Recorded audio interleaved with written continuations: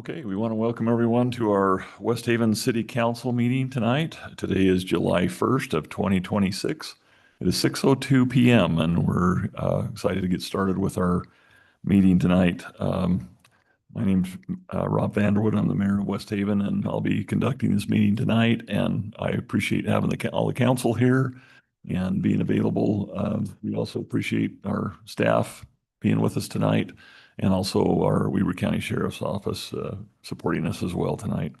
We'll get started with our opening ceremonies. We'll start out with our flag ceremony. It will be provided by Councilmember Dixon, and our prayer or moment of silence by Councilmember Schwab. Please stand and repeat the Pledge of Allegiance. I pledge allegiance to the flag of the United States of America and to the republic for which it stands, one nation, under God, indivisible, with liberty and justice for all.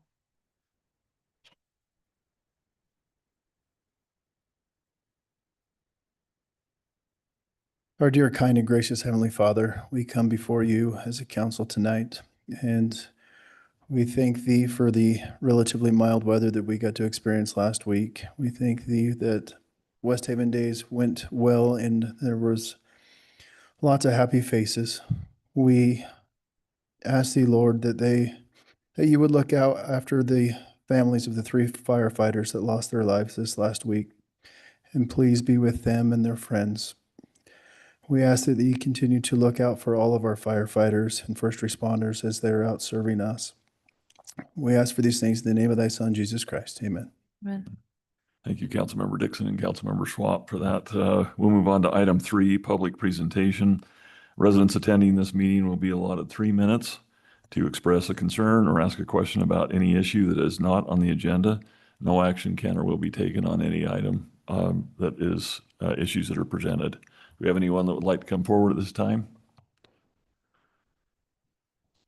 I know. Seeing none, we will continue and move forward. Item 4 is upcoming events. We have our printmaking workshop.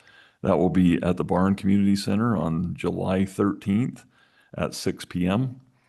We have our senior lunch bunch that will be also at the Community Barn Center. That will be July 22nd. That'll be at 11:30 a.m. Our music circle will be at the Community Barn as well on July 27th, and that will be at 7 p.m. Is there any other items that anyone knows of? Okay. Any concerns or questions on anything there? Any additions? Okay, we'll move on to the next item on here. Item 5 is our council updates. Do we have any council updates from that you want to share with the public? You know, I just wanted to take the time and thank our staff and all of everyone who made West Haven Days such a big success. Excuse me. I think that every activity that I was at went very well. There was a lot of positive comments. I think the parade went particularly well at the end, where people were going in different directions, and we seemed to get out of there a lot sooner than we have in the past. So I would just like to thank the events committee and staff and all those who put so much work into it. Yeah, thank you, Councilmember Dixon. Yeah, it was a great event. I think overall a good, successful event that we were able to share and have the public and our residents really did seem to enjoy. Yeah, just like the second and third, the thanks to the events committee and all the hard work for the volunteers. Also, as a council update, I met with Nicole Blanche from Community That Cares. Just asked that they maybe come and do kind of a quarterly report of at the council meetings, just so we have a better idea and the rest of the council has a better idea of some of the activities that they have going. I know they participated in West Haven Days and try to make her aware of other activities where they might be able to get involved in. So that's just a small little update from Communities That Care. Okay, thank you. Anything else from anyone else? Okay, I just wanted to mention as well that to be aware of the newsletter that's coming out this next round, that we'll have QR code that will be able to do a survey in regards to our newsletter. A little while ago, at our last meeting, we discussed this a little bit to part of our budget process.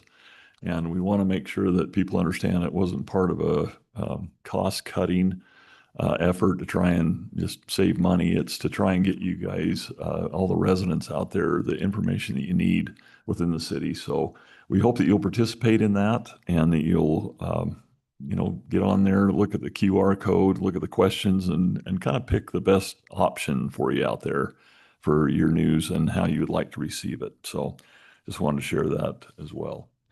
Mayor, on that. Is there an option for the residents to share an email address on that survey? So I- we can generate a list? That would be awesome. Thank you. Yes, we do have our person here that can make that happen. So Perfect. absolutely. Yeah, I think it'll be a good opportunity for us to listen to the residents and see where we want to go with it. So thanks, council, for your recommendations as well. All right, we'll move on to item 6, action on our consent agenda. Our council meeting minutes that were held on June 17th of 2026. We have item B, Staker Parsons Companies for $242,771. Invoices listed. We have C, Game Time for $135,936.36 with invoices listed. We That's have, 155,000. I'm sorry, what was that? 155,000? Mm-hmm. Did I say something? I said it wrong. $155,936.36. Is that correct? Thank you. so. Thanks for correction. And then we have item D for Anderson Asphalt LLC for $157,004. So any questions or concerns with any of these items on the consent agenda? Sean, I just wanted to clarify what game time is. What is game time? Video games. Thank you. That we have all of the council video games. We're going to have a big tournament. It was for the pavilion, the Privetto Park Pavilion. Okay, thank you. Okay, thank you. All right. So I'm open for a motion if we have no questions. I'll make a motion to adopt the consent agenda items A, B, C, and D. Second. Here we have a motion, a second. Any further discussion on the consent agenda? Okay, we'll do a roll call on this. Councilmember Call, Aye. Councilmember Morse, Aye. Councilmember Saunders, Aye. Councilmember Dixon, Aye. and Councilmember Schwab. Aye. Okay, motion carries on that. Thank you. Move on to item 7, discussion and possible action, consideration of selecting betterment streetscape improvements for the UDOT SR-108 Midland Drive project that's there for our construction project for our section of our town. Do we have, Mr. City Manager, would you like Yeah. to cover this? I would, and Jenna is here from, she is a consultant with UDOT, and I appreciate her presence. We are at a point in the process where UDOT is getting close to moving forward. 90% plan is what they call it for this road project, which would be Midland Drive in West Haven. There are some betterment opportunities, and by betterment, I mean that UDOT sets a portion of their budget aside and allows local governments to enhance the project. And so for us, in coordination with Royce City, we've considered powder coating all of the light fixtures and including some hardware and different options. And so what's before you tonight is the opportunity to evaluate what options you think would be most favorable. And with that, we would be able to move forward and they would be incorporated into the plans. So primarily what I would divide the options for you, with one being, and I think it's the one that that city staff necessarily wouldn't recommend. And I should say that there was a small working group, and that consisted of the mayor. He participated all throughout the meetings. We had myself and Stephen, and I think Ed Mignon might have participated at times, and maybe John to some degree. But we try to come up with options that we think would be viable and helpful. Part of that process included some cost estimates So one thing that I want to make note of is the budget that UDOT has set aside for West Haven to apply to some of these improvements is $55,000.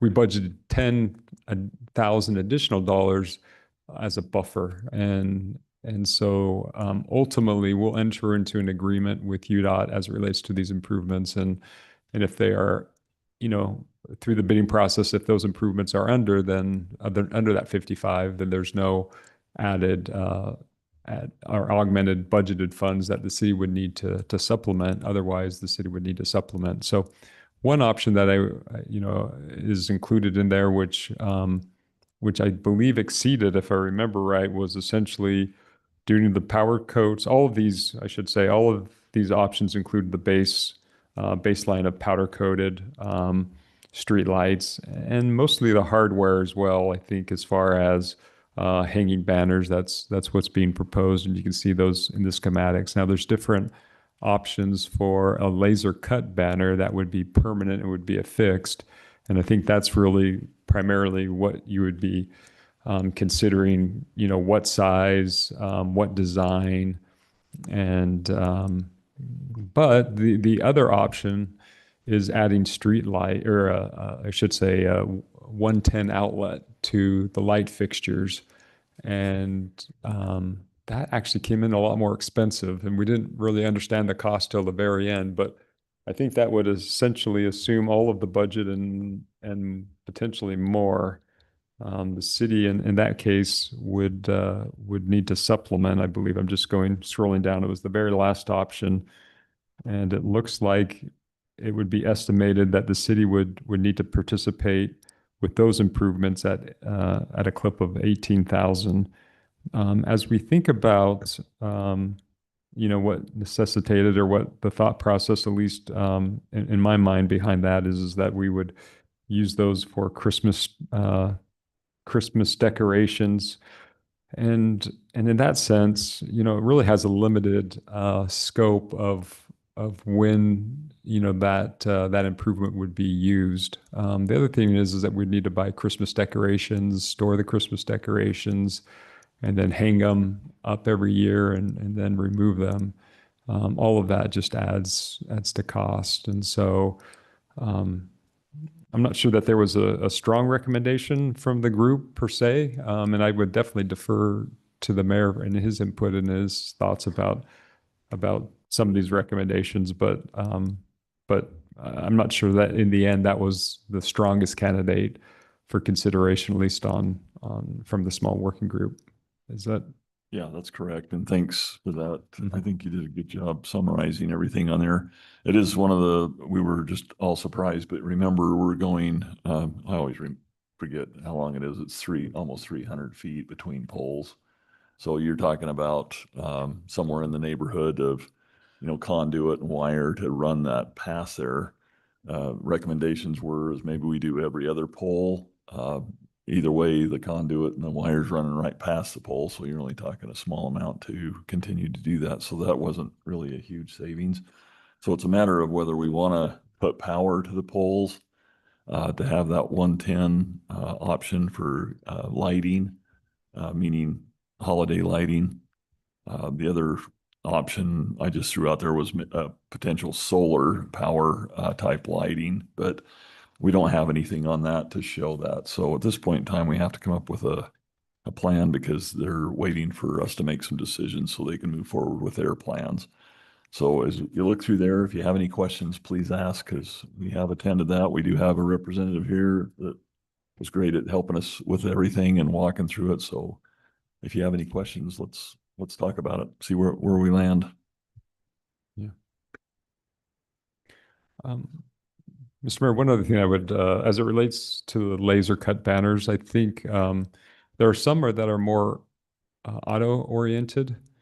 And I say that because of the height of the banner and the size of the banner and the lettering that accompanies what the sign copy is, or I should say what the lettering size of the sign copy. I think they being JUB, who Jenna is affiliated with, they felt like anything according to some of these standards. Anything above or around 5 inches was lending itself to be more visible from a vehicle. And I think generally those signs are posted at a height of 15. And I think some of the smaller sign copies and smaller lettering are posted at a size of about or under that 15 feet. And I think that would be more pedestrian oriented.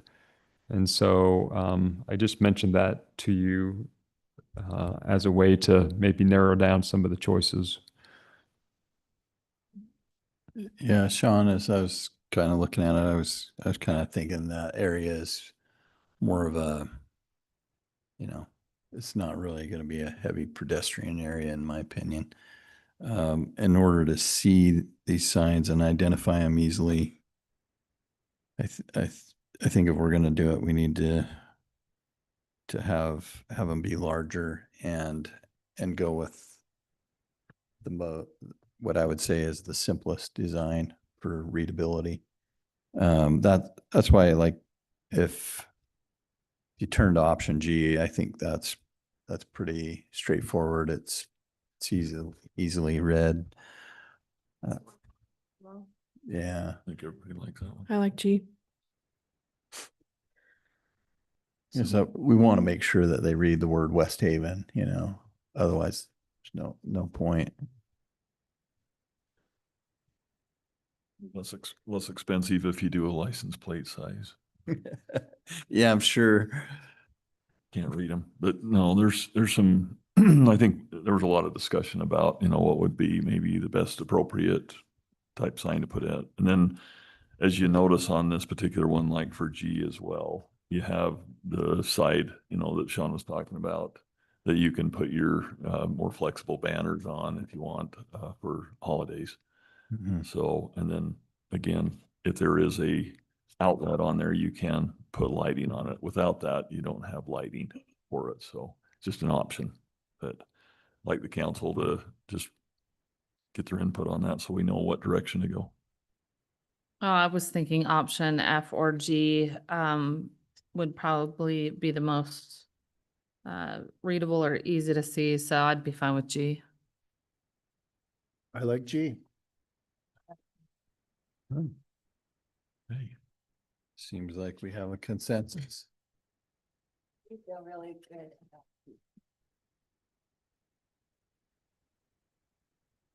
what are people feeling about the power option? I don't think we need power. We can hang some tinsel underneath the light and it'll sparkle. It'll be good. Okay. Battery operated one.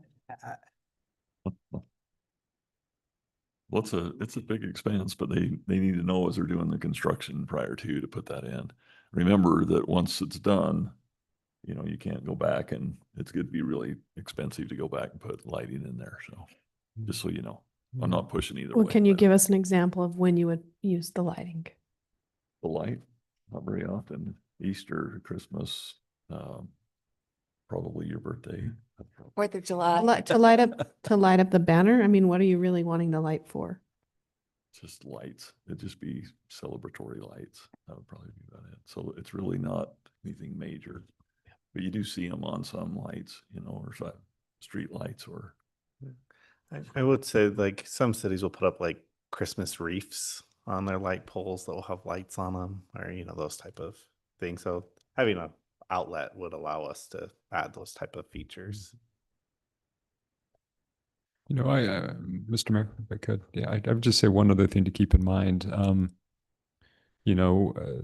This potentially could be a city standard going forward. This is such a small portion of Midland Drive, and there's another section that would be developed, and potentially as more areas of the city developed. I think now this is a highway type lighting fixture, which is pretty tall, and it's meant to essentially cast sufficient light along the sidewalk and into the travel lanes for visibility. And so, if we have a smaller street that we want to enhance with improvements, we might not use the same lighting, but but I would just mention that you might think in terms of this is something we might want to replicate on other streetscapes, because in and of itself, it's just the start of and just a small portion of Midland Drive, as you well know. And it is a little bit of a branding issue too for West Haven. That's why trying to stay maybe with our simple design and not breaking it up like some of these do, to keep it whole and make it look like West Haven's current design. I will mention one other thing too. There is potential color options. It's shown all here in black powder coat, but there's a possibility we could do powder coat type or another type of system out of the aluminum that would be more of a rust look color that would go against the black pole. We discussed that a little bit. We kind of felt like there's some good and bad with that. It would give us a little bit of a culture look with the rust, but I think it was determined that it might be a little harder to see than the black.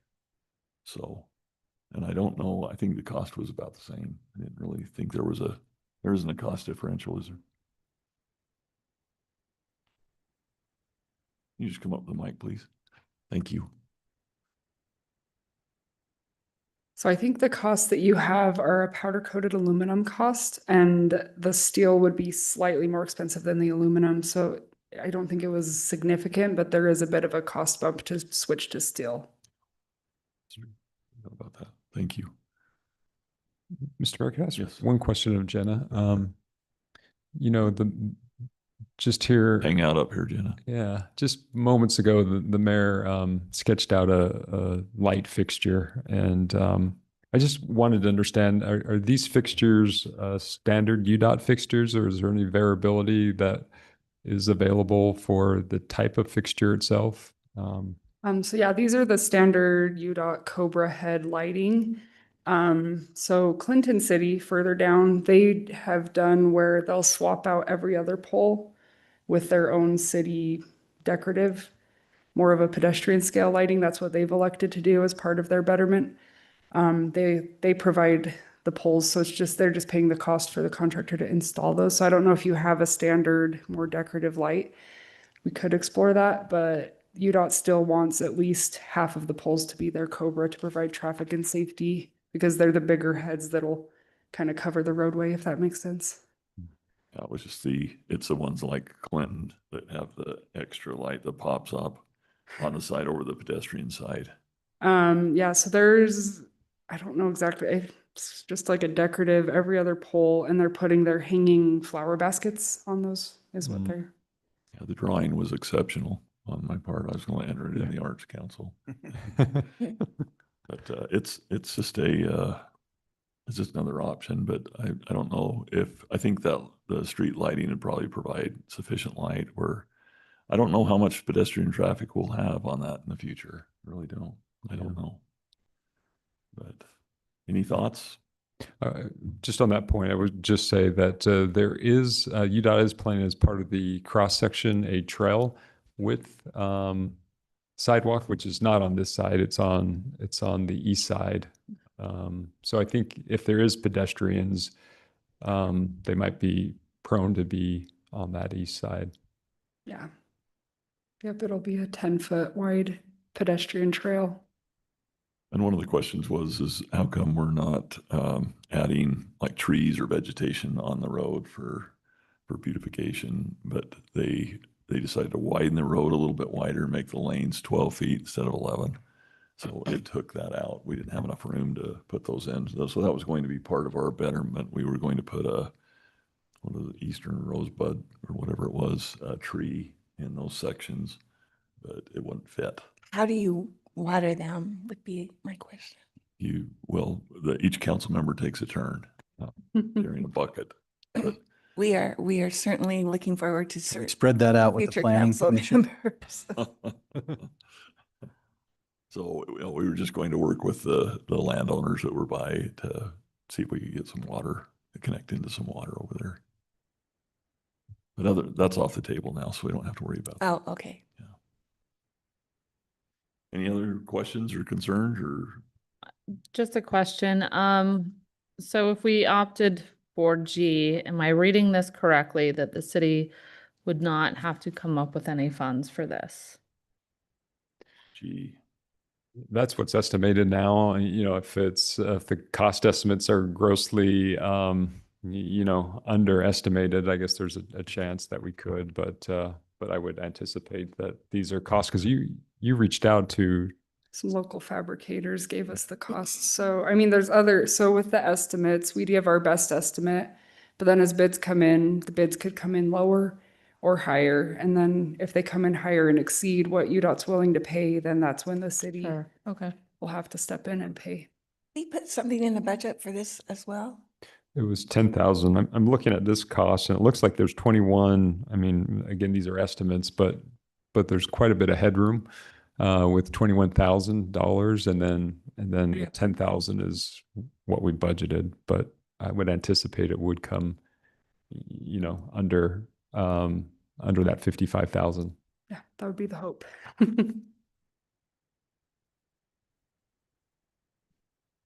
did the council feel like they want power or no power? 110 power. No power. How many street lamps would there be along that stretch that would, There's 13. 13. 13?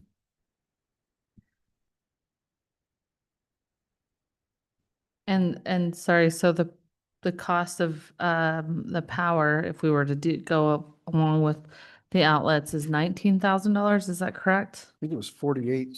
Yeah, it's 42 or something. Oh, I thought I saw something that said 19,000. That would be our cost above the 55. Okay, that helps, thank you. It's pretty expensive. Yeah.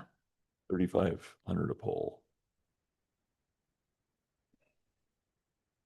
Probably not for me. I'm fine with the signs. Yeah, I think I'm fine with just the signs.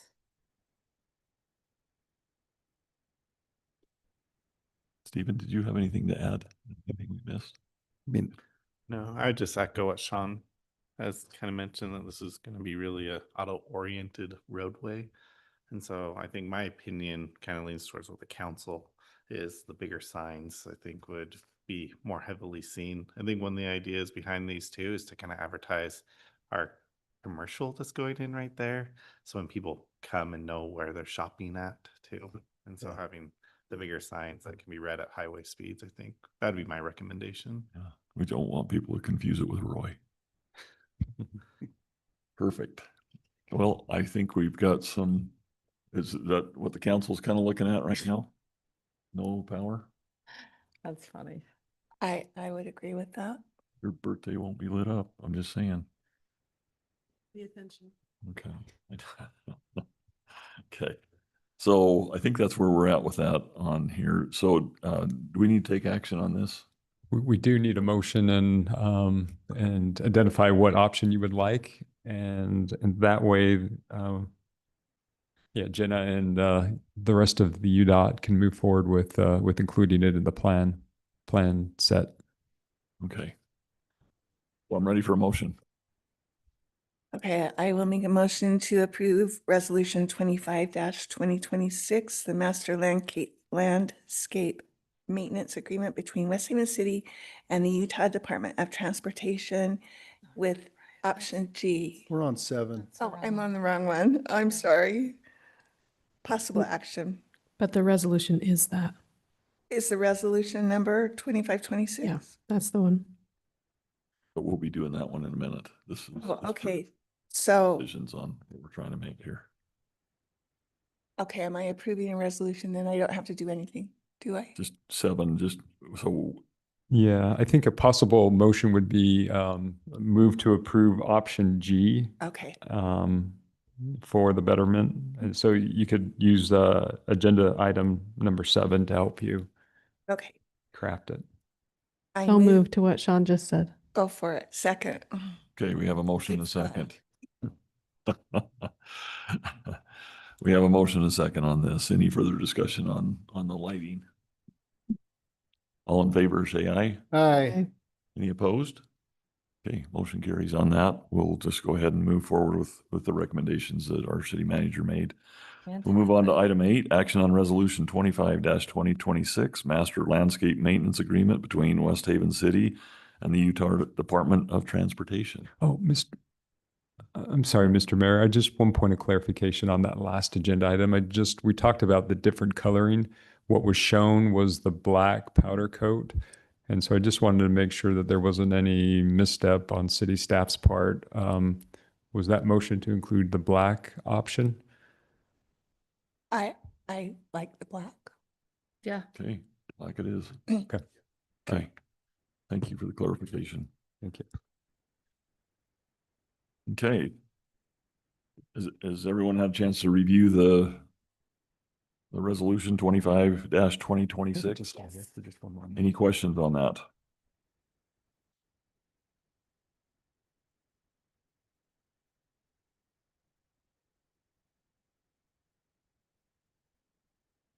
If not, I'm ready for a motion. I'm afraid. I'll try again. Continue.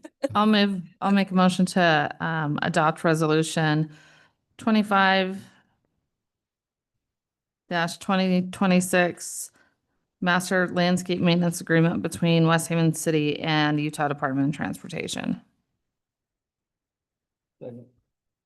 Sorry. Okay, Second. we have a motion and a second. Any further discussion on this resolution? Okay, we'll do a roll call on this one. Councilmember, excuse me, Councilmember Morse, Aye. Councilmember Saunders, Aye. Councilmember Dixon, Aye. Councilmember Call, Aye. and Councilmember Schwab. Aye. Okay, motion carries on that. I think we're all set. Thank you, Jenna, for being here. Okay, we'll move on to item 9. Action on Planning Commission meeting recommendations. Item A is with action on ordinance 12-2026, change to the title, whatever X that is again. What does that come out to? Is it 15? Thank you. 15 land use, home occupation, including 157 or 0.880 through 157.883. And we'll turn this over to our community development director, Stephen. Cool. Thank you. So I'll just jump right in to this. At the last meeting, well, I guess it wasn't the last meeting because the last meeting we just did budget. So 2 meetings ago, we reviewed this home occupation ordinance, and the city council had a few concerns they wanted the council or wanted staff to address and bring back. And so a couple of those were items regarding parking restrictions for a home occupation. There's also some concern about how we define equipment within the ordinance. And then probably the largest one was about the automobile in inspection and repair business that currently that was proposed to remain in the ordinance, but at the council's direction the request was to remove it. And so staff went through and made a few changes to the ordinance based off of the council's feedback.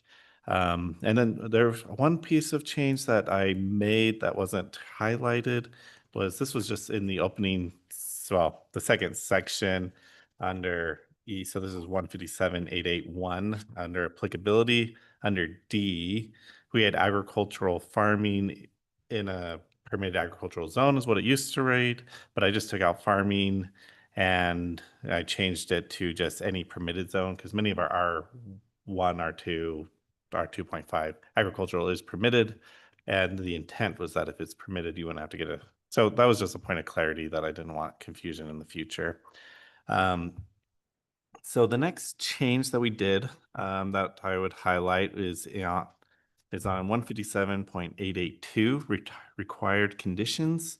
This is under parking.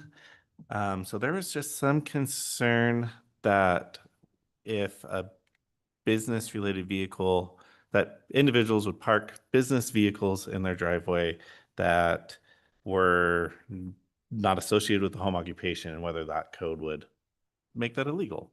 And so we made a couple changes that So we took out just business related and just added utility vehicle, then specialized work vehicle, and marked business vehicles and trailers. And then we indicated associated with the home occupation to make it clear that this applies to business vehicles that are just associated with the home occupation. Then in the following section, still in this paragraph, there was some concern about how we had it listed, where it could park. The idea is that these vehicles would be parked behind the front plane of the home or in a garage, and the council felt the language could be clarified a little bit and restructured. So in the beginning of the next page, but still in the same paragraph, we removed the behind the front plane of the home at the beginning of the sentence and changed that and added at the we moved that to after. So maybe this might just be easier to read it instead. So now the paragraph just reads: all utility vehicles, specialized work vehicles, and marked business vehicles and trailers associated with the home occupation must be parked in a garage or on a non-permeable surface behind the front plane of the home and not on the street or anywhere on the property between the front plane of the home and the street. So this just clarifies, I think, what the initial intent was, just to ensure these weren't parked in front of the home. So that's the first set of changes. The second set really goes, we jump down into the special restrictions. Yeah. So under the first paragraph, under A, we list that the following business types and commercial activities listed below shall not be permitted as a home occupation. And then we debated about where to put this. And after talking to the city attorney, we felt like this would be the appropriate location. We define what equipment is. So it says, for the purpose of this code, equipment shall be defined as any material contrivance that can be worn, maneuvered, and placed or operated for a specific purpose or to complete a particular task, e.g. construction tools and machinery, occupation tools and machinery, personal protective devices, appliances, sport or recreational tools and devices, temporary or portable waste management, and sanitation implementations. And so the idea is right now under 4 below that, we had vehicle, trailer, RV, or equipment rentals. And there's some concern that like porta potties and dumpsters wouldn't fall under that definition. And so we included that definition to try to cover that. Then the last change. Before we move there, Yeah. under special restrictions number 4, can we also add watercraft to that? Vehicle, trailer, RV, watercraft, and equipment rentals. Yeah, I think that'd be a very simple addition.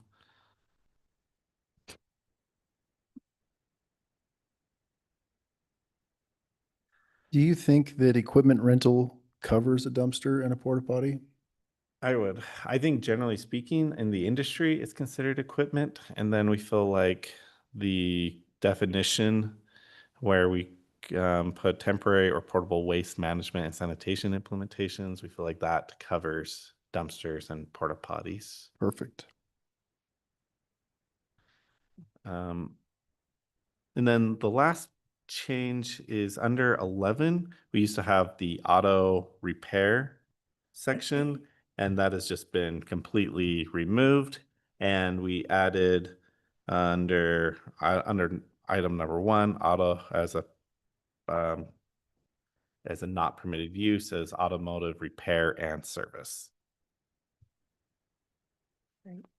The one other change, there's just one correction that we will make. I don't think the council needs to necessarily make a motion on this, is under the ordinance cover sheet itself, under the recorder certification, we have the wrong ordinance listed on that. We have it for the sign ordinance that was recently passed, and just apparently I missed the update to that language. So we'll just swap that out to reflect it correctly if approved tonight. Last time there was discussion around renewal of business licenses.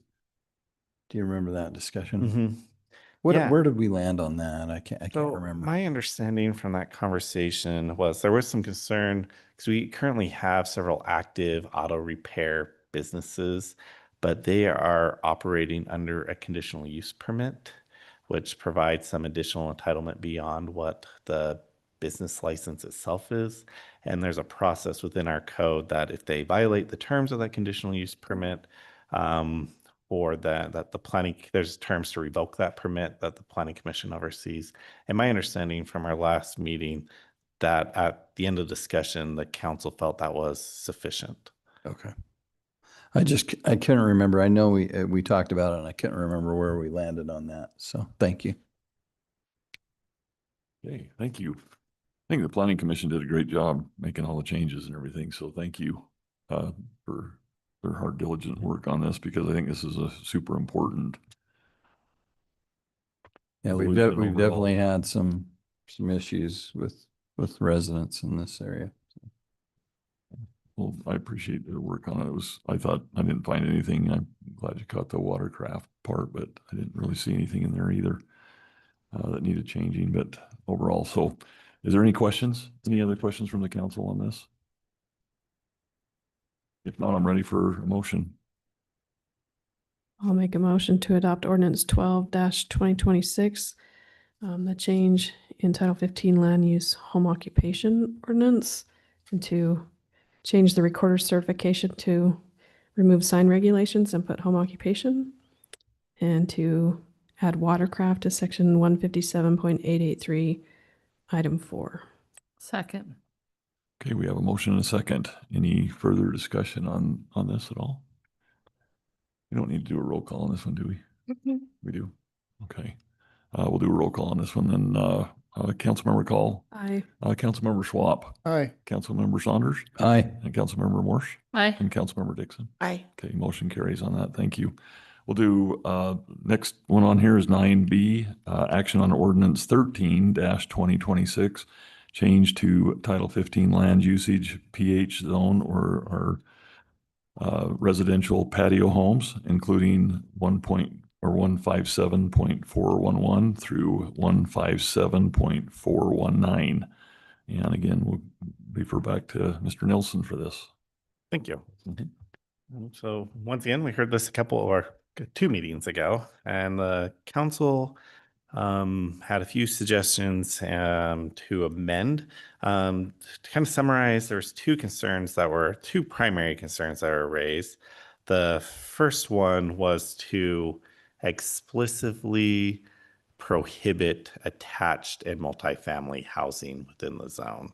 As you remember, the Planning Commission removed the section, the enabling language, but the council wanted it to be crystal clear. And so those are the first change. And the second major or item of discussion and recommendation was to allow for a bonus room within the attic. And so staff has made a couple recommended changes to address those 2 items that I'll kind of walk through. So the first change, so I guess it might be more appropriate. I'll jump down to the second change that kind of covers that. So we added a section 157.413 prohibited uses. And then I went through our code definitions and took the things that listed as attached housing, that are defined as attached housing or multifamily, and added them here as prohibited uses. So that'd be 2-family, 3-family, 4-family, and multifamily dwellings. And then there was a provision F in the initial and under permitted uses that anything not listed should be prohibited, and we added that under this section. Because I went through with more detail of prohibiting different dwelling types, I feel like it'd be appropriate to ensure state law requires that we allow for accessory dwelling units in any single family zoning. And so I added that in, which the sections below already listed out that ADUs were allowed, but I just thought for clarity, it'd be appropriate to put it there. Then as part of that concern or to address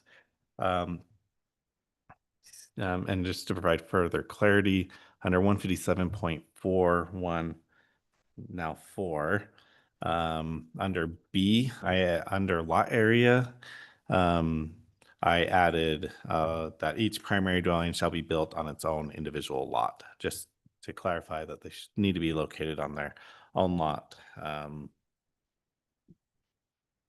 Then, so that I felt like, and after talking to Amy, we felt like that would be sufficient to address that concern. And then the next group of changes that I did from our last reading is under maximum structure height. Under A, I added a sentence. So this is the section that we initially changed to clarify that it would be limited to 1 story. But then I added the sentence, and this was taken from language that the Planning Commission debated and ended up, this was in one of the drafts of the Planning Commission considered, but ended up removing it. That only a single habitable room in an attic may be permitted, limited to the area directly above the garage, and shall not exceed 576 square feet. So that 576 square feet is an average or typical 2-car garage is a 24 by 24, and that's the square footage of that space. And so part of that is some of the concerns that the Planning Commission initially had was to limit some of the size of these bonus rooms. And in the end, they decided they weren't sure they wanted to govern or, add in this extra language to try to govern it. So they just took it out altogether. And so that's why I kind of copied what they had considered and put it in, because I felt like it addressed what the council wanted to add in, but still provided some of that language that started to address some of the concerns that were brought up by the Planning Commission. So those are the major changes from the last meeting. Are there any questions? Okay, thank you. Thank you, Stephen. Any questions from the council? Again, I thought you did a great job on this. Reading through it, it met everything I think that we were kind of looking for. Any other questions at all? Okay, if not, I'm ready for a motion on this one. Move to approve action on ordinance 13-2026, change the title.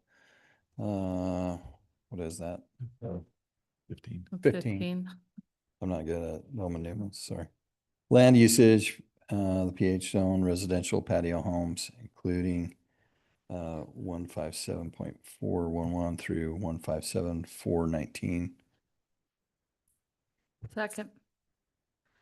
Okay, we have a motion and a second. Any further discussion on this ordinance 13-2026? Okay, if not, we'll do a roll call. Councilmember Saunders, Aye. Councilmember Morse, Aye. Councilmember Dixon, Aye. Councilmember Call, Aye. and Councilmember Schwab. Aye. Okay, motion carries on that one as well. Thank you.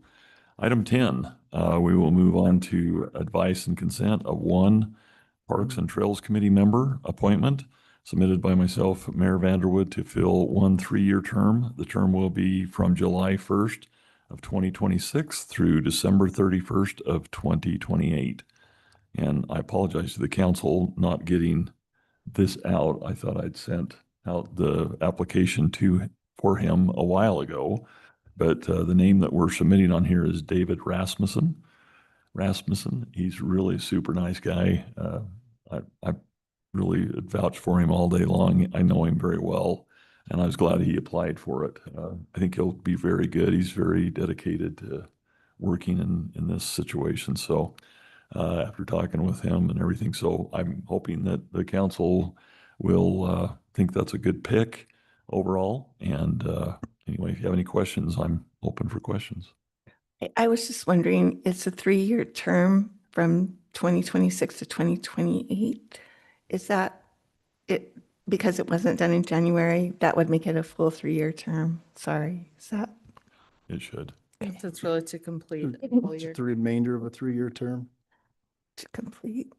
So overall, any other questions?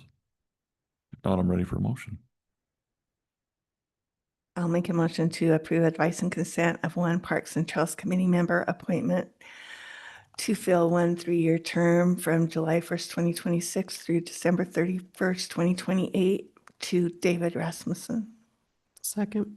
Okay, we have a motion and a second. Any further discussion on this appointment? All in favor, say aye. Aye. Any opposed? Okay, motion carries on that. Thanks again, I appreciate that. Item 11 is action on resolution 26-2026 for professional service agreement between the city and Zachary Holbrook for continued indigent legal services. Do we have anyone that's covering that?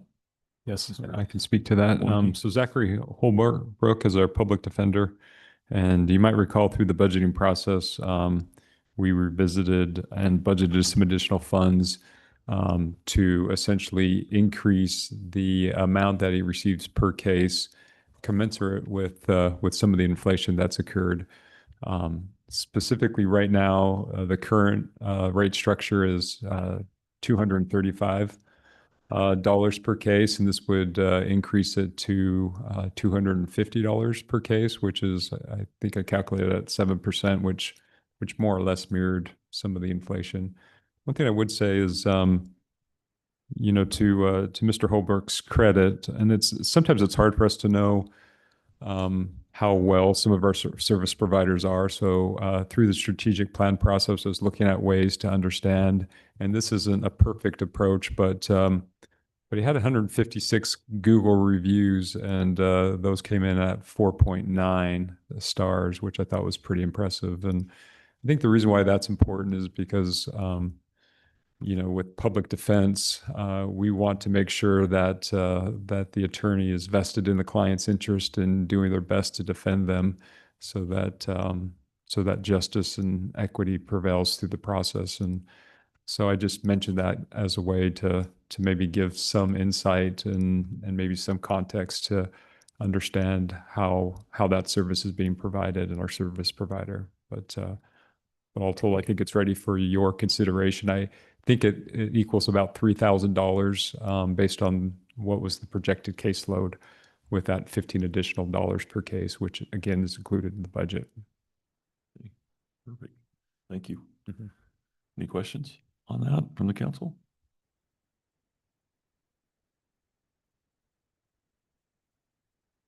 I appreciate that they put the caseloads on here and we can see how much they're increasing. I can only imagine it'll continue to increase as well. If not, I'm ready for a motion.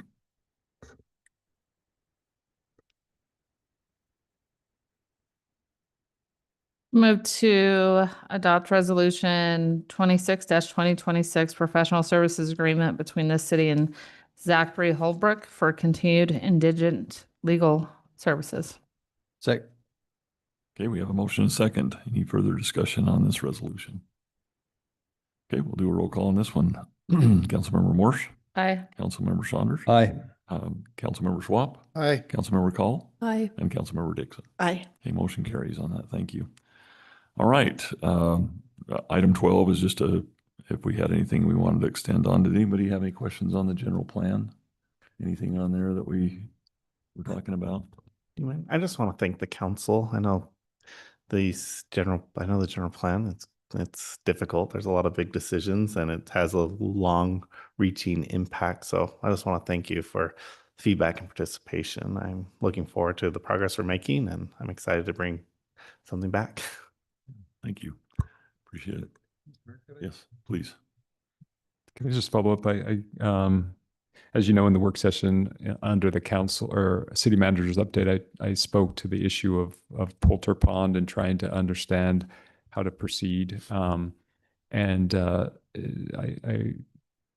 occurred to me that I should check the minutes. And so I reviewed the minutes. And why it's not exactly clear, I think the motion did include essentially the concept of getting alternate bids. And so I'm going to proceed, or city staff will proceed with that, which again, I think the only thing that is relevant for you to know is that it might push back the timing of how we can, of when the bids will come out. And so So anyways, I just want to let you know that I was able to reconcile that through the minutes and get some clarity. And so we'll proceed in that way. So, yeah, thank you for your patience on that. Thank you. Appreciate it. Okay. I think we'll just, do we need to do anything with that one? Do we need to? Okay, we'll just proceed through. On item 13, we have scheduled for a closed session. The council will enter into a closed session for the purpose of discussing the character and professional competence of an individual or individuals to be held in accordance with the provisions of Utah Code 52-4-205. And so before we do that, we want to have a motion to move into that closed session. So moved. Second. We have a motion, a second. All in favor, say aye. Aye. Aye. Any opposed? Okay, we'll move into our closed